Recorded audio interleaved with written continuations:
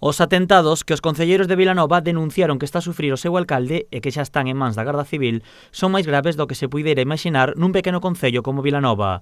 O pasado mes de setembro, dous encapuchados lanzaron un artefacto incendiario contra a casa de Durán, poñendo en perigo ao rexedor e a súa familia. Dos individuos, hombre e mujer, le prendieron fuego en mi casa. Así de sencillo, metieron por una ventana un artefacto incendiario e le prendieron fuego en mi casa. Os feitos están gravados polas cámaras de vixilancia que instalou na súa vivenda o propio rexedor vilanovés. Durán as instalou debido aos continuos actos vandálicos que estaba sufrindo. Por unas cámaras de vigilancia que puse yo en mi casa porque, no sé, ahora justo 2 o 3 meses antes me destrozaron ya otra vez la misma vidriera, porque aparte de prenderle fuego a la casa, destrozaron una vidriera y 3 meses antes destrozaron la vidriera y me destrozaron el coche. Entonces puse unas cámaras de vigilancia e saber os cazamos. O alcalde non puido dar máis datos ao estar a denuncia en mans das autoridades, pero agarda que grazas a esas imaxes a Garda Civil pode identificar os culpables. Es un pueblo pequeño.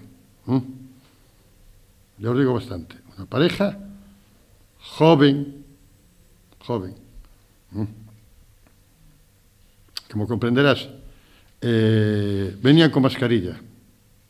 Hay que ser imbéciles. Piensan que porque ir con mascarilla, cuando te cazan, por la forma de andar, por cómo vas vestido, no sabemos quiénes son. Gonzalo Durán tamén indica que ao pouco de cometerse o atentado, unha páxina de Facebook celebrou o acontecido. Hay una página de Facebook que dice, unas horas después del atentado, ya le llegó su hora. Página de Facebook es fácil identificar quién está detrás de la página de Facebook, ¿verdad? Es fácil. Eso es un delito de odio ya. Y esa persona está identificada. La de Facebook está identificada. A subdelegada do Goberno e o coronel xefe da Comandancia da Garda Civil trataron o tema na presentación do novo cuartel da Garda Civil de Cambados.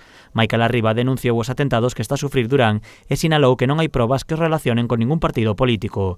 Pola súa parte, o coronel da Garda Civil indicou que continúan tratando de identificar os culpables.